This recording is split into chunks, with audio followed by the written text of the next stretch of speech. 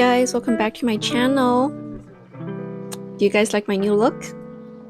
So for those who are really into Asian fashion back in 2016 to 2020, my look is inspired by Fernanda Lee, the one and only, because she always rocked the pink hair back then and she was so fashionable. She was on every fashion magazine and she rocked every single look on the runway with this pink hair. However, when my hairdresser did my hair, he was very much inspired by Rose from Blackpink because he was dead set on making me look like her, even though I didn't think we have much features in common. But he was very inspired by my makeup that day and it looked very light, airy, and fairy-like. So he thought that rose gold would be the best fit. And you know what? He was right, because I was originally going to go full blonde, but I feel like this is more elegant and prettier. And because today is Halloween, I did a semi-casual makeup look based on cosplay makeup trends back in 2010s. But honestly, this makeup kind of just makes me look more like Mikey Madison. I don't know if you guys watched Anora yet, but I feel like I look a little bit like her. And that's really crazy to me because I don't think she's Asian at all. Like, how is this possible? It just shows you how powerful makeup really is and how transformative it is. But anyways, back on topic, today I want to talk about how it is good to listen to online dating gurus like The Wizard and Sprinkle Sprinkle and a few other girls that are very good at what they do. But it is much more important for you to go through a few life experiences that are crucial to your growth and actually experience what they're talking about in the videos for yourself. So personally for me, I've been watching them for a very long time. I think ever since 2021, I've started watching thewizardliz, but a lot of what she has talked about in her videos hasn't truly sunk in until this year, where I went through an entire year of just situationships after situationships. And to be honest, I don't even know how I got myself into a situation like this, because before this year, I was very much dating like how sheraseven would suggest girls to date, because funny enough, I had a friend back in college who was my roommate for a little bit, and she was doing sheraseven things before sheraseven was even sherasevening out there. Like, my college roommate was very much giving me Sprinkle Sprinkle advice back in 2015 before Sprinkle Sprinkle was even a thing, and that was just very crazy to me because she was definitely ahead of her time and she was correct on all of her advice. I had two very successful dating experiences back in college, but somehow after that I think I just got bored because right after graduation from college it was COVID, and with the few years of lockdown, I think I kind of forgot what the dating scene is like, and also the dating scene have changed a lot since back then, and I really just wanted to put myself out there this year. And unfortunately, everything that I went through this year has proven to me that you should be listening to those dating coaches. But what younger people are not being told is that until you had a few experiences of really getting your heart broken, or you really witnessed some of your friends or people around you getting into some really fucked up relationships, a lot of their advice won't truly sink into you. You won't understand the essence of it until you went through some shit. And especially if you're 25 or younger, you should allow yourself the chance to really make a mistake, but also have a good baseline of support and have a good baseline principles so you can bounce back from a bad relationship or a bad dating experience. Because what you really need to understand is that the people that are giving you dating advice, they came from a place where they made a lot of mistakes themselves and they had a few experiences that really broke their heart. That's how they got to where they are at today. Not a lot of people are able to just start dating and make zero mistakes, and oftentimes those people aren't the ones that are able to give you the best advice.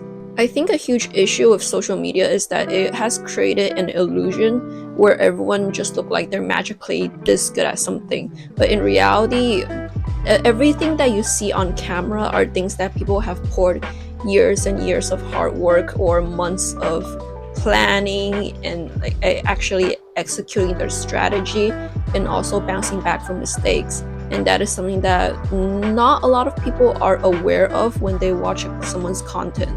And this is especially true when it comes to the realm of life advice and dating advice.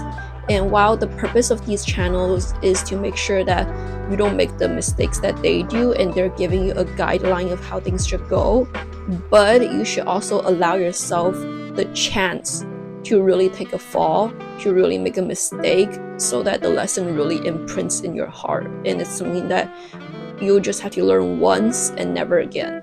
And by no means do I mean that, oh, if you're in a perfectly fine relationship, you should just break up with that person just so you could go out and experience things. I mean that you shouldn't be afraid to get into a relationship with someone that you really like at the moment, but just make sure that you have a baseline principle of you're still taking care of yourself, you're still prioritizing everything that you need to do for the most part, and you're not throwing your entire life away for another person. Like, go out and experience, go out and try things and learn for yourself and see for yourself why is it that people are saying the things they say online. Social media also created another phenomenon where people kind of feel like, oh, you have to go with the popular opinion that's been said online or else you're doing certain things wrong, when that's not really the case at all, especially when it comes to dating and it's something that's so personal and so different for everyone. I absolutely think you should be able to go out and see what's best for you and see what it is that you truly want for yourself, because I'm sure that not everyone that's watching all the sprinkle advice videos want the exact same life that the teachers have. But at the same time, we can take a page off of everyone's books and curate an experience that is fitting for what is it that we want in our lives. Because what I realized is that despite having all the books I needed, despite having all the advice that I needed, there were a lot of things that didn't truly sink into me until I went out and made mistakes, and then now I'm like, oh, okay, so that's what they mean. Or I really had to flop a little bit so the lessons really imprint inside me. So for example, I was seeing this guy in June of this year, and in the beginning things were great, things were beautiful, like things are really passionate and romantic and beautiful between us. But the guy was kind of flaky, and normally when guys are being flaky with you, you just walk off. That's what it is. You just stop putting in effort with him and you mirror his flakiness and kind of just like flake off on each other. But I stuck around for a very long time because I really felt for his situation and I wanted to help him because we were working in the same industry. And guess what? That kind of came back and low-key bit me in the ass because of his flakiness in his communication. There were a lot of things that he wasn't upfront with me about when he should have been. And that made me realize that I put up with a lot of weird behaviors from men in general that I shouldn't, and I need to speak up about them sooner. And this was like a harder hitting lesson for me to know to do that in the future. Because while I was seeing the guy, whenever he acted flaky, I kind of just like write it off and be like, oh, okay, it's okay, whatever, I'll just talk to him about it again. But then as time drags on, he kind of saw that as like an okay pass for him to keep acting kind of flaky and saying yes to things that he didn't really mean to do, and in the end it just wasted a lot of my time. And for me, I really realized that I need someone who's upfront and direct with their communication style. But because of what I went through, next time someone acts flaky around me, I know to just step away from that person immediately. Like, there won't even be a chance for anything to foster between us if someone has that same communication style again. And another thing I realized is that I think watching too much online dating advice can really affect the way you communicate with people in real life, and that is especially true if you're younger. I mean, like 25 or younger, and 25 is still very young.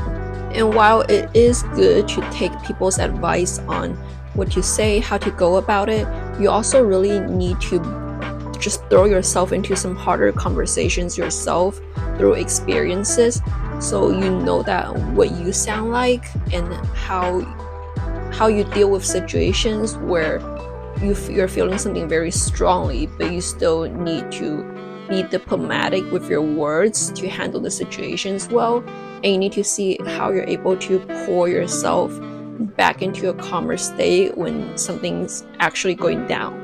And as much as you're able to hear people talk about how, okay, you need to calm down, like you need to communicate in a more elegant and feminine way even when you're upset.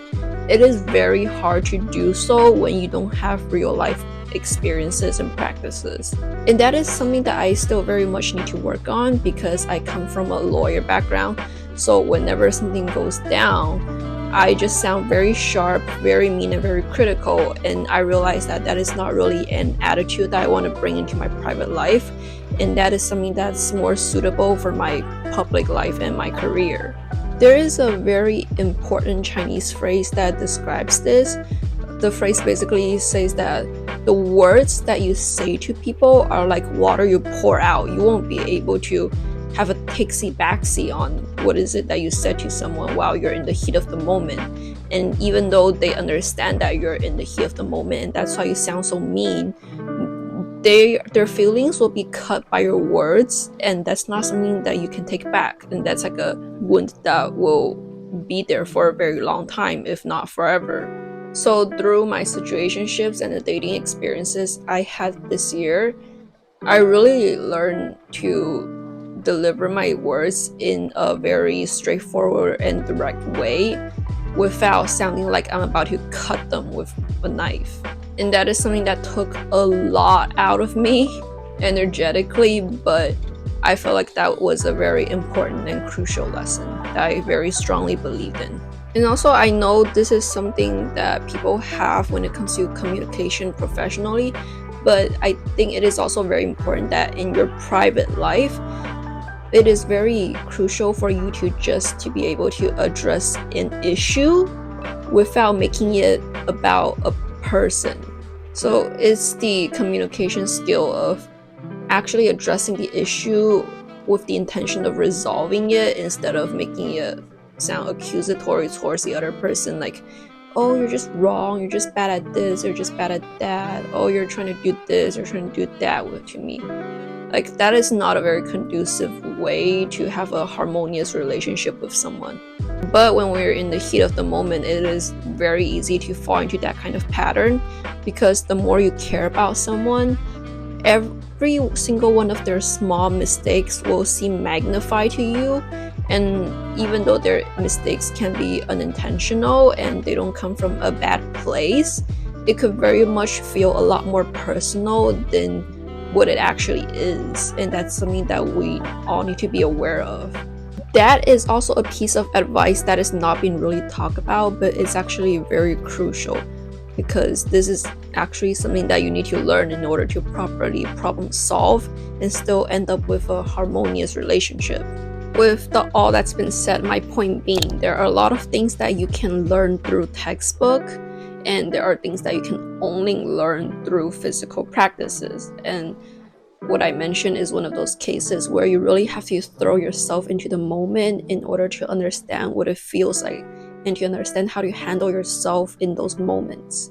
And it's also that now that I went through this whole year of situationship and really being put through the ringers because of someone's flakiness, I am now going back to dating in the sprinkle way. So yeah, some people like me are really designed to learn things the hard way, and you should be allowed to give yourself the room and to give yourself the compassion to make mistakes and pick yourself back up again, and to know that it is much more important for you to have practice and go through those things than just keep reading a textbook forever and not actually put yourself in those situations and learn what it truly is like. I think people very much should be allowed to make mistakes and not be perfect, because no one is perfect, and we all learn through mistakes and become stronger by coming out of it. So I really want to encourage everyone to just go out there, start dating, go with your heart.